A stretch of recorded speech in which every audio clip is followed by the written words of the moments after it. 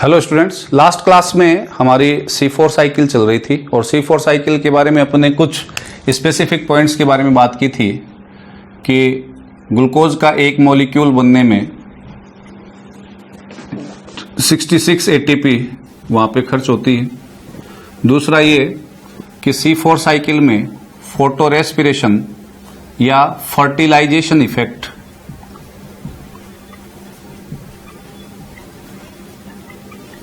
नहीं पाया जाता है। तीसरा, जो पैपकेज उसका मुख्य एंजाइम है वो लो टेम्परेचर सेंसिटिव होता है लेकिन हाई टेम्परेचर पे काम करता है। चौथा जो अपन ने उसके बारे में बात की थी वो CO2 के low concentration at to 10 ppm पर भी, पार्ट पर मिलियन के ऊपर भी वो साइकिल चलती है। अब देखिए, इस C4 साइकिल को डिफरेंट टाइप्स में भी क्लासिफाई किया गया है बेस्ड ऑन किसके आधार पे कि बंडल शीथ सेल में C3 साइकिल के लिए CO2 कौन प्रोवाइड करेगा, CO2 प्रोवाइड करने वाले मॉलिक्यूल के आधार पर। ठीक है ना। इसको अपन 3 टाइप्स में डिवाइड करते हैं। तो चॉलेट एंड ओग्रीन साइंटिस्ट का नाम है, उन्होंने C4 साइकिल को 3 टाइप्स में डिवाइड किया था।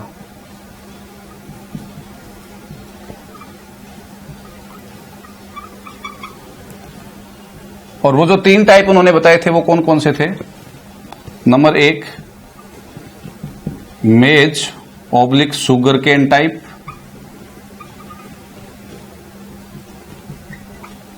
दूसरा पेनिकम टाइप, ठीक है ना, प्लांट्स के नाम है, ठीक है ना, मेज बाजरा, ठीक है ना, और एट्रिप्लेक्स।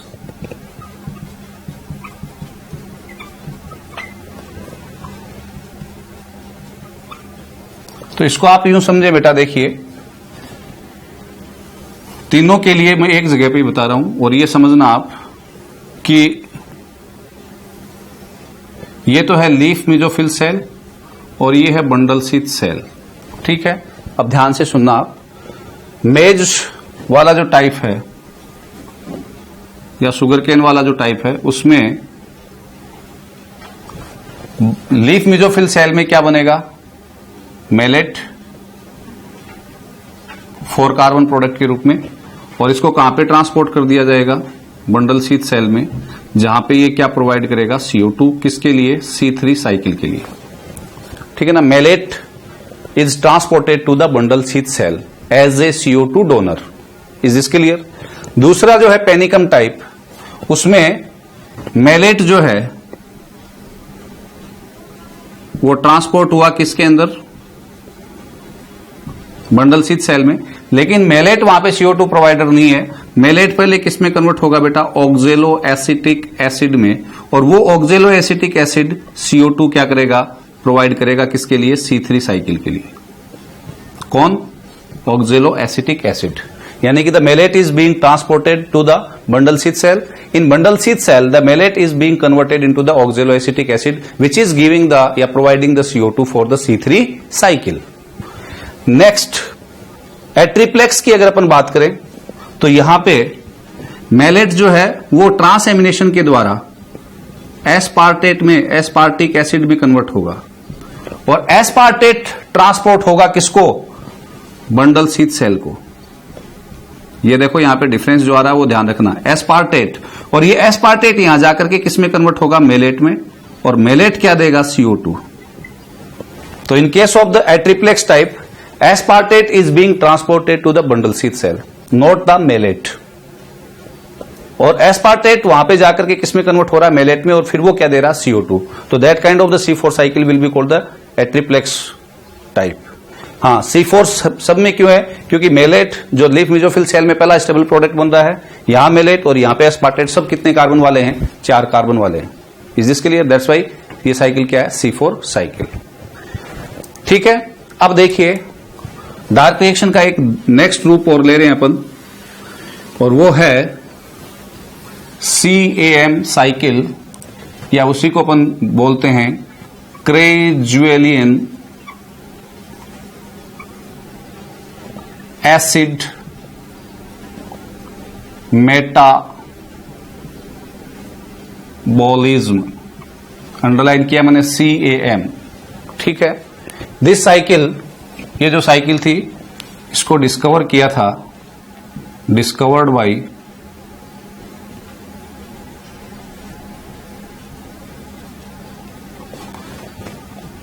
ओलेरी एंड रूहानी, और सीडम प्लांट के अंदर इन्होंने डिस्कवर किया था, ठीक है। ये साइकिल जो है सक्यूलेंट्स के अंदर पाई जाती है। सक्यूलेंट्स का मतलब मांसलोद्भिद, यानी कि जिन प्लांट्स के द्वारा वाटर को प्रिजर्व किया जाता है, ठीक है ना, लेटेक्स के रूप में मोस्टली, तो उनके अंदर ये मिलेगी, जैसे ओपनसिया,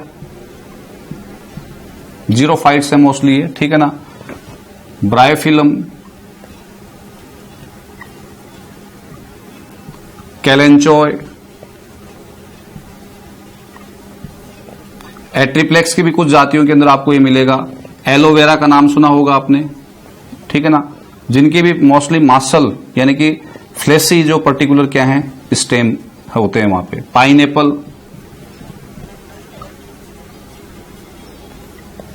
ठीक है, ये वो प्लांट्स हैं जिनके अंदर आपको ये साइकिल देखने को मिलेगी, ठीक है क्या ये साइकिल? तो सिंपली एक, अगर मैं आपको थोड़ा सा सीक्रेटली बताऊं तो C4 साइकिल की जो रिएक्शन है वो रिएक्शन इसमें है, यानी कि C4 साइकिल की तरह है ये भी, ठीक है। लेकिन C4 साइकिल दो प्रकार की सेल में हो रहा था। दो प्रकार की सेल का मतलब एक लीफ मेसोफिल सेल में हो रहा था उसका एक पार्ट, और उसका दूसरा पार्ट जो था वो किस में हो रहा था? बंडल शीथ सेल में। CAM साइकिल दो टाइप की सेल में नहीं होगा, एक ही सेल के क्लोरोप्लास्ट में होगा। कहां पे? In chloroplast of leaf mesophyll cell.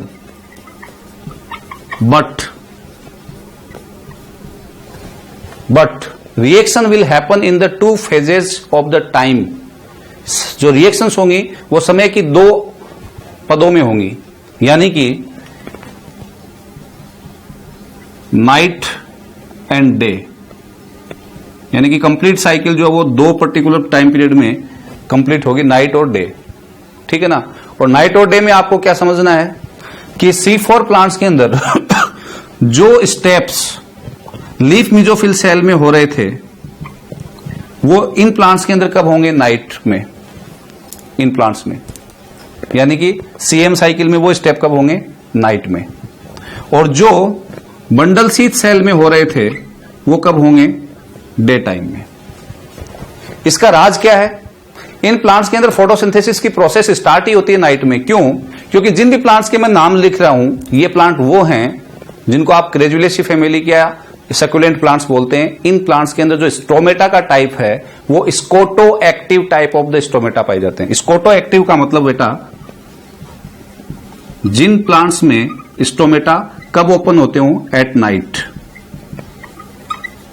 यानी कि at the time of the night they will receive the CO2 from the atmosphere for the dark reaction, ठीक है। तो वहां पे डार्क रिएक्शन के दौरान जब वो रात को स्टोमेटा ओपन होंगे तो वो CO2 लेंगे, और उस CO2 को at the time of night वो लीफ मेसोफिल सेल के क्लोरोप्लास्ट में मैलिक एसिड के रूप में स्टोर कर लेंगे, ठीक है। और वो मैलिक एसिड अगले दिन यानी कि डे टाइम में क्या होगा? C3 साइकिल के लिए CO2 देगा।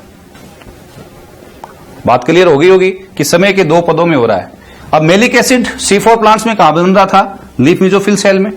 तो malic acid leaf mesophyll cell में बन रहा था, यहां पे वो कब बन रहा है? नाइट में।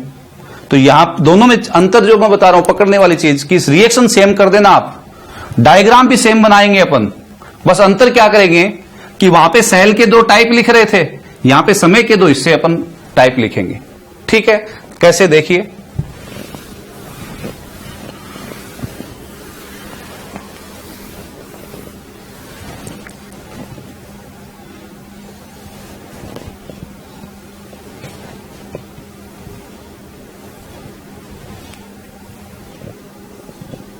ये पूरी की पूरी जो सेल है वो क्या है?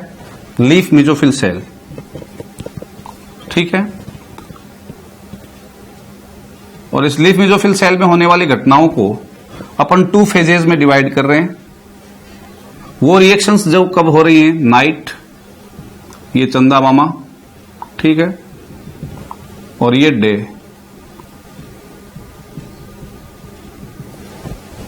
Okay, at the time of night मैंने क्या कहा, इन प्लांट्स के अंदर स्टोमेटा क्या होंगे, ओपन, स्टोमेटा ओपन होंगे, तो ये क्या इंटर करेगी इनमें, CO2।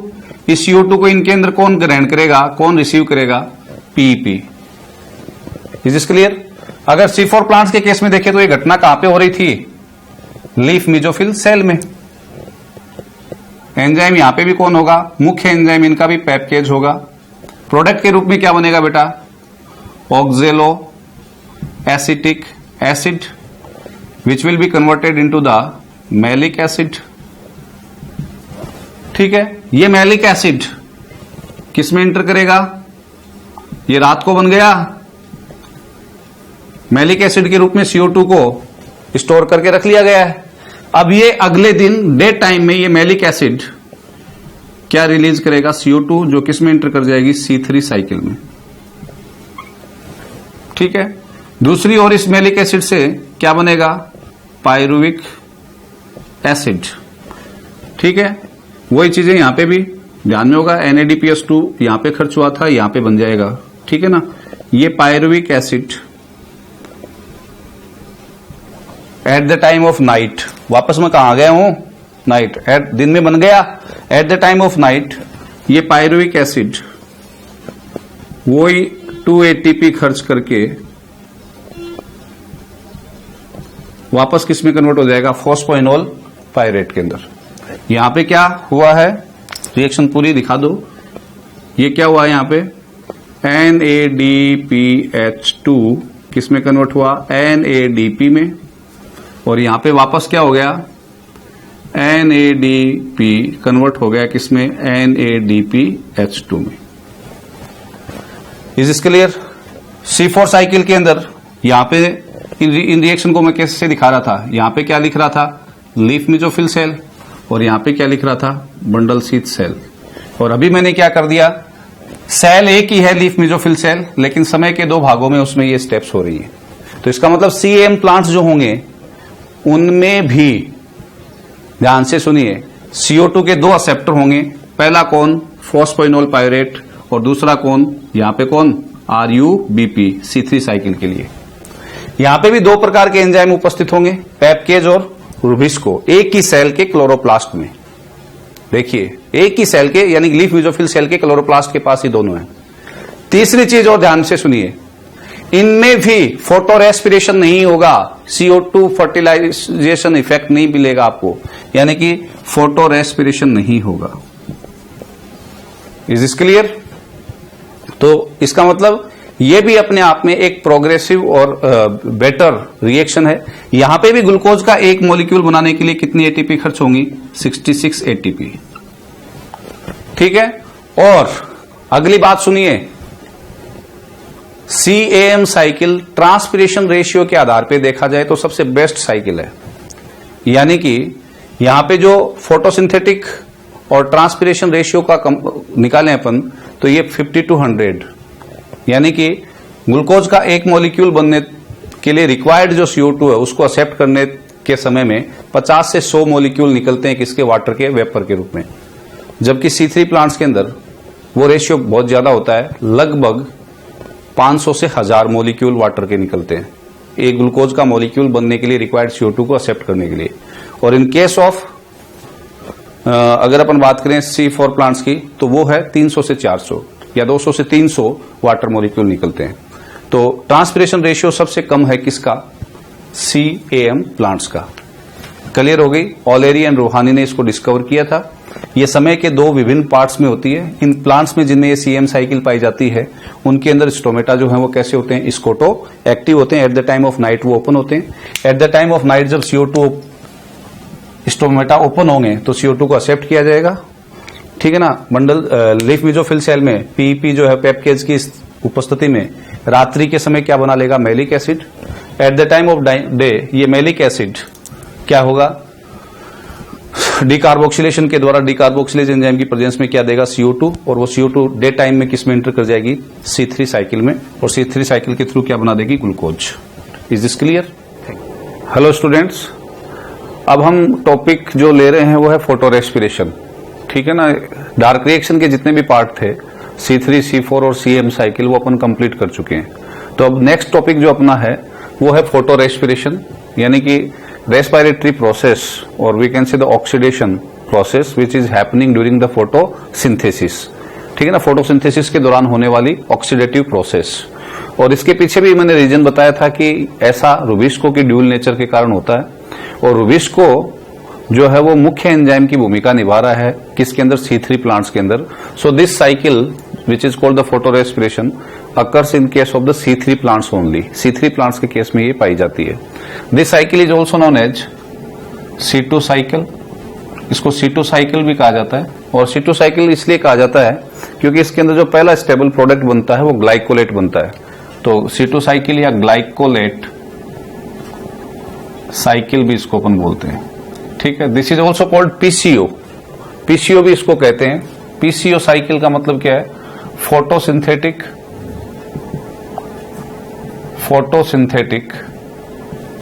Carbon oxidation.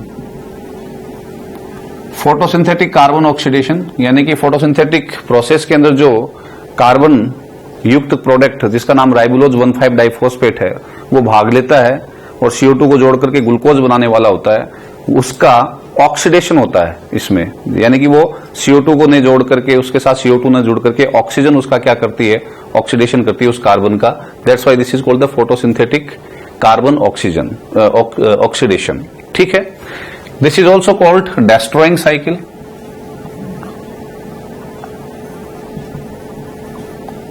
Destroying cycle क्यों कहते हैं बेटा इसको, बिकॉज इन दिस प्रोसेस जो फोटोसिंथेसिस का रॉ मटेरियल है, कच्चा माल राइबुलोज 1,5 डाइफॉस्फेट, वो फुली क्या नहीं हो रहा, उसका कार्बोक्सिलेशन नहीं हो रहा है, उसकी जगह पे उसका क्या हो रहा है, ऑक्सीडेशन। और ऑक्सीडेशन होने से वो क्या हो रहा है, ऑक्सीडाइज हो रहा है, नष्ट हो रहा है, ठीक है।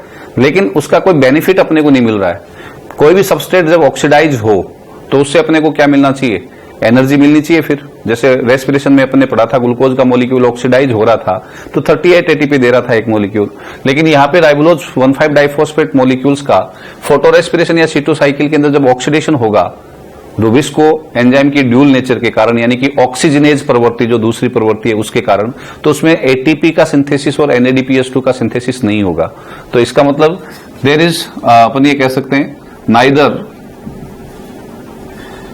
synthesis of ATP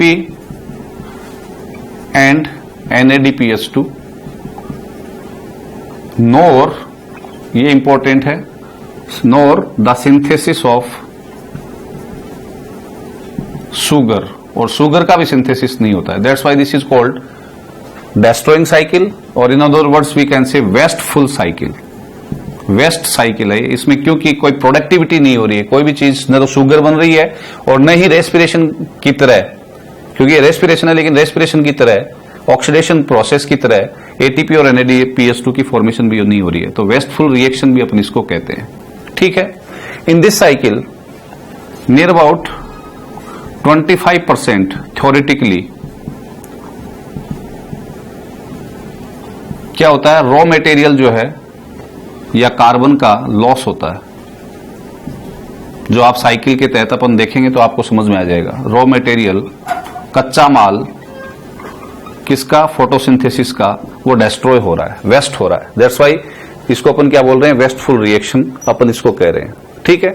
next one thing, इस साइकिल के बारे में आपसे पूछा जा सकता है कि इसकी डिस्कवरी किसने की, then your answer will be Decker and Tio. Tobacco के अंदर जो एक C3 प्लांट है उसके अंदर इसकी उन्होंने क्या की थी, डिस्कवरी की थी। That's why this is also called Decker and Tio cycle. तो there are multiple names from which this is going to be identified. Photorespiration, C2 cycle, glycolate cycle, photosynthetic carbon oxidation, destroying cycle, wasteful cycle, Decker and Tio cycle, ठीक है ना। These are the multiple names by which this particular cycle is known, ठीक है ना। इसके बाद में Warburg जो थे उन्होंने भी इसके ऊपर स्टडी की थी और वारबर्ग इफेक्ट दिया था। Later on we will discuss, उसको अपन बात करेंगे, ठीक है। तो अब ये साइकिल हो कैसे रही है इसके बारे में अपन देखते हैं। देखिए, this cycle will complete in the 3 cell organelles. ये साइकिल जो है वो क्वेश्चन है, आप ये ध्यान में रखें, 3 सेल ऑर्गेनिल्स में कंप्लीट होती है। और वो 3 सेल ऑर्गेनिल कौन कौन से हैं बेटा? If you know about A political party CPM, नाम सुना ना आपने, कम्युनिस्ट पार्टी मार्क्सवादी जो है सीपीएम, उससे आप याद रख सकते हैं C4 अपने यहाँ पे हो जाएगा क्लोरोप्लास्ट, P4 हो जाएगा पेरोक्सिसोम और M4 हो जाएगा mitochondria. That's mean this cycle is completing in the 3 cell organelles. कौन कौन से हैं? C2 साइकिल के अंदर जो 3 सेल ऑर्गेनिल्स हैं वो हैं chloroplast, peroxisome and mitochondria. This one is the chloroplast. This box is representing the peroxisome and this one is of mitochondria. CP, peroxisome and mitochondria. ठीक है? What will happen in this reaction? इस reaction में क्या होगा ये अपने को पता होना चाहिए। ठीक है, तो पूरी की पूरी प्रोसेस मैं आपको बता रहा हूं। आप याद कीजिए कि जब अपन ने C3 साइकिल को शुरू किया था तो आपको याद होगा कि अपने पास क्या थे? Ribulose 1,5 diphosphate. ठीक है, राइबुलोज 1,5 डाइफॉस्फेट का जो फॉर्मूला है वो क्या है? C5H8O5 2P। और राइबुलोज 1,5 डाइफॉस्फेट के साथ क्या ऐड हो रही थी? याद हो तो आपको CO2 किसकी प्रेजेंस में? Rubisco, ribulose biphosphate, carboxylase and oxygenase. ठीक है, अभी मैं जो बात आपको बताने वाला हूं कि रुबिस्को जो है उसकी प्रेजेंस के अंदर क्या हो रहा था? राइबुलोज बाइफॉस्फेट का कार्बोक्सिलेशन हो रहा था। लेकिन अभी जो अपन बात करने वाले हैं कि कुछ कंडीशंस हैं। कंडीशंस का मतलब जब CO2 की कंसंट्रेशन कम है, O2 की कंसंट्रेशन ज्यादा है, इंटेंसिटी ऑफ लाइट ज्यादा है और टेम्परेचर भी क्या है? ज्यादा है। तो ऐसी परिस्थिति के अंदर क्या हो रहा है? ये रुबिस्को किसको? CO2 को न जोड़ करके किसको जोड़ रहा है? O2 को। किसके साथ? राइबुलोज 1,5 डाइफॉस्फेट के साथ। Is this clear? तो राइबुलोज 1,5 डाइफॉस्फेट के साथ जो क्या हो रहा है? ऑक्सीजन जुड़ रही है, उसके कारण इसका क्या होगा? ऑक्सीडेशन होगा। ठीक है ना, यानी कि अनस्टेबल प्रोडक्ट जो है 6 कार्बन वाला वो नहीं बनेगा। क्यों नहीं बनेगा? क्योंकि छठा कार्बन देने के लिए कौन आ रहा था? CO2। अब यहां पे क्या आ रही है? ऑक्सीजन। तो ऐसी स्थिति के अंदर क्या होगा? ऑक्सीजन जो है वो इसका क्या करेगी? ऑक्सीडेशन। और ऑक्सीडेशन करेगी तो ये 2 पर्टिकुलर पार्ट्स में टूटेगा। एक होगा बेटा PGA, फॉस्फोग्लिसरिक एसिड। ठीक है, और दूसरा होगा फॉस्फोग्लाइकोलेट।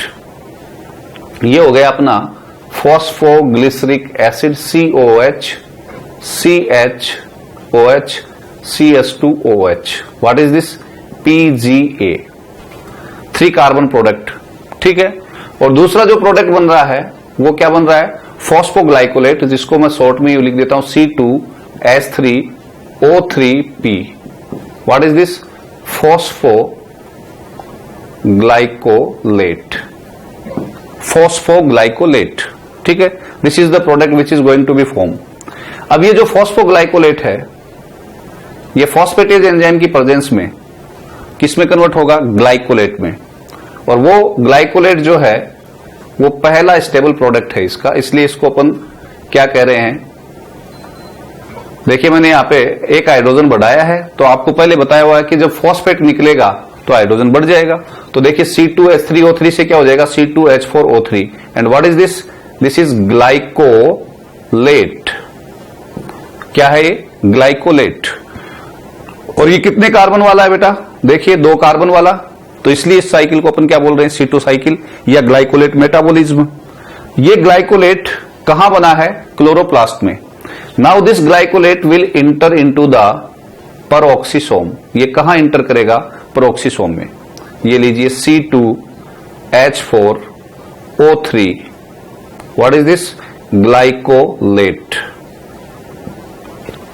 ठीक है, ये किस में इंटर कर रहा है? पेरोक्सिसोम में। कहां से? क्लोरोप्लास्ट से। ये जो ग्लाइकोलेट है इसका फिर से ऑक्सीडेशन, यानी कि O2 इसके साथ जुड़ रही है। ठीक है, दूसरी ओर क्या होगा बेटा? H2O2 हाइड्रोजन पेरोक्साइड जो है, जो अपने आप में क्या होता है, एक टॉक्सिक सब्सटेंस होता है वो निकलेगा। लेकिन इस टॉक्सिक सब्सटेंस को जल्दी ही तोड़ दिया जाएगा किसके द्वारा? अगर आपने सेल ऑर्गेनेल्स पढ़े हैं तो पेरोक्सिसोम के बारे में पढ़ा होगा, उसके अंदर कैटेलाइज एंजाइम होता है और वो कैटेलाइज एंजाइम इसीलिए पाया जाता है वहां पे कि जो H2O2 बने उसको ब्रेक डाउन कर दे, वो किसके अंदर? वाटर एंड नेसेंट ऑक्सीजन के अंदर, ठीक है ना। तो ये ब्रेक डाउन कर देगा उसका कौन? कैटेलाइज, ठीक है। दूसरी ओर ये जो ग्लाइकोलेट है उसका कन्वर्जन जो है वो किस में हो जाएगा? ग्लाइकोलेट में। That the product will be called C2। देखिए 2 हाइड्रोजन गए ना, तो 2 हाइड्रोजन घटा दो इसमें से, C2H2O3 and what is this? Glycolate. क्या है? ग्लाइकोलेट। अब ये जो ग्लाइकोलेट बना है, इस ग्लाइकोलेट के साथ अमीनो ग्रुप की रिएक्शन होगी, ये आ गया, ठीक है। और ग्लाइकोलेट जो है उसका कन्वर्जन हो जाएगा किसके अंदर? अमीनो एसिड के अंदर। तो देखिए 3 हाइड्रोजन अपन जोड़ देते हैं और एक नाइट्रोजन जोड़ देते हैं, तो क्या बना अपने पास? O2N and what is this? This is simplest amino acid called the glycine, जिसको अपन क्या बोलते हैं? ग्लाइसिन, ठीक है। ये ग्लाइसिन जो यहां पे बना है ये पहला अमीनो एसिड है। आपसे पूछा जा सकता है कि पेरोक्सिसोम के अंदर बनने वाले अमीनो एसिड का नाम बताइए ड्यूरिंग द साइकिल, साइकिल के दौरान। कौन सी साइकिल? C2 साइकिल के दौरान। तो वो कौन होगा बेटा? ग्लाइसिन। क्लियर है? अब देखिए आप इस रिएक्शन को 6 के गुणा में ले लो या 2 के गुणा में, ठीक है ना। अपन मान लो इसको ले लेते हैं 6 के गुणा में, 6 मोल है ये। तो ये सारे मॉलिक्यूल जो बने हैं वो कितने? 6 मोल। तो ये भी 6 मोल और ये भी कितने बने हैं? 6। प्रत्येक संख्या जो वो किससे में चल रही है? 6 मोल। अब ये जो 6 मोल बने हैं ग्लाइसिन के, पेरोक्सिसोम में बनने वाला एमिनो एसिड, ये इंटर करेगा किसके अंदर?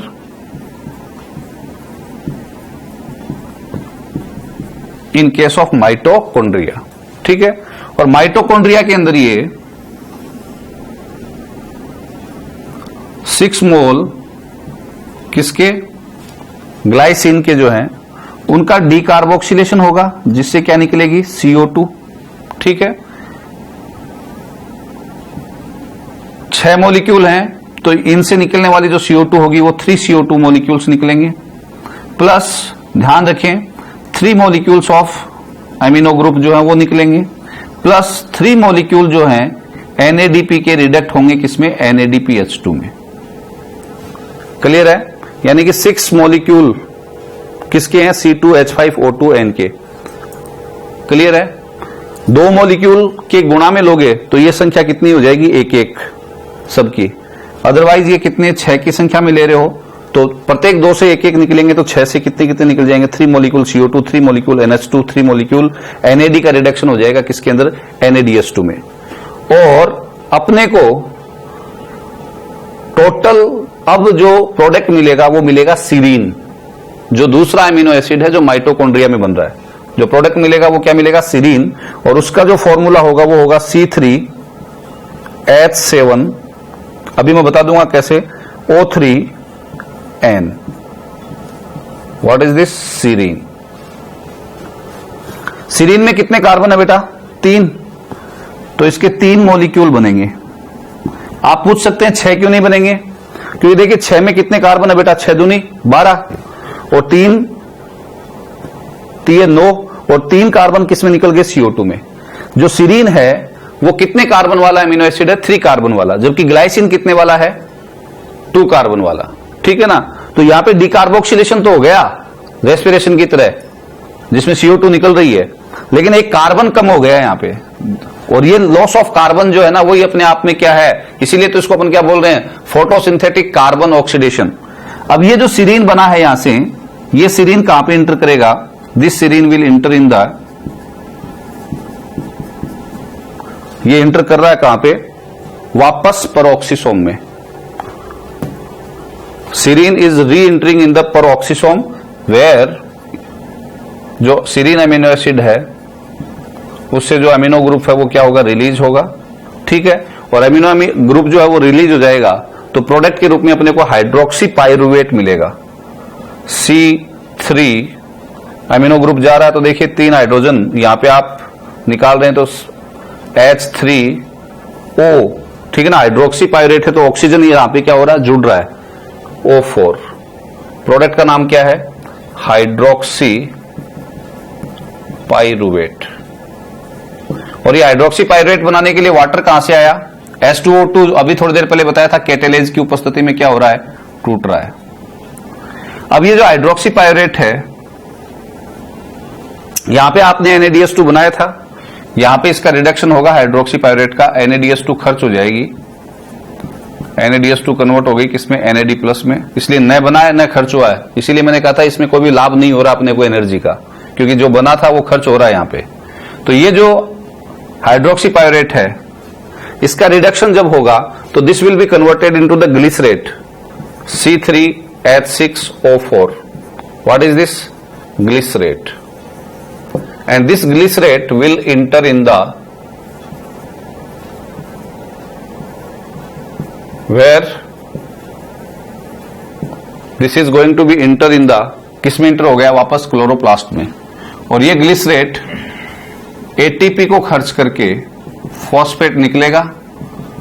ग्लिसरेट के लिए एटीपी एडीपी में कन्वर्ट हुआ तो फॉस्फेट निकला, वो फॉस्फेट किसको मिल गया, ग्लिसरेट को, तो क्या बन गया, फॉस्फोग्लिसरेट, यानी कि फॉस्फोग्लिसरिक एसिड। लेकिन अब ध्यान दीजिए आप यहां पे कि ये मॉलिक्यूल जो है वो कितने हैं, सीरीन के कितने मॉलिक्यूल हैं, 3। तो यहां पे हाइड्रोक्सी पायरुवेट के भी कितने मॉलिक्यूल बने, 3।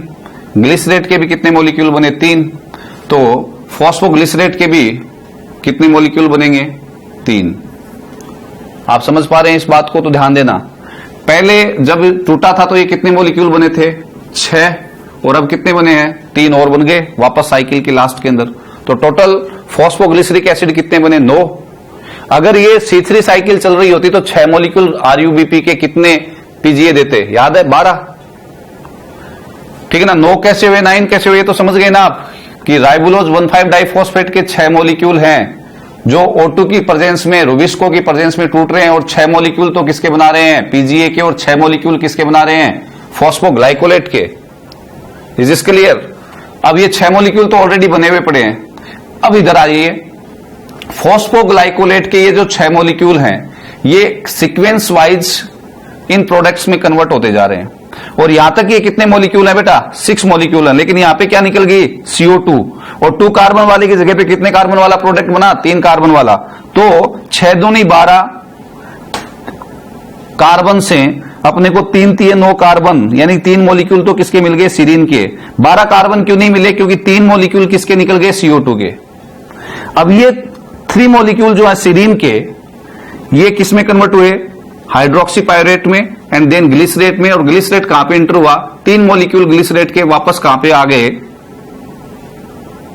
क्लोरोप्लास्ट में। और क्लोरोप्लास्ट में ये 3 मॉलिक्यूल किस में कन्वर्ट हो गए, फॉस्फोग्लिसरिक एसिड में। तो फॉस्फोग्लिसरिक एसिड के टोटल मॉलिक्यूल कितने बने, 9।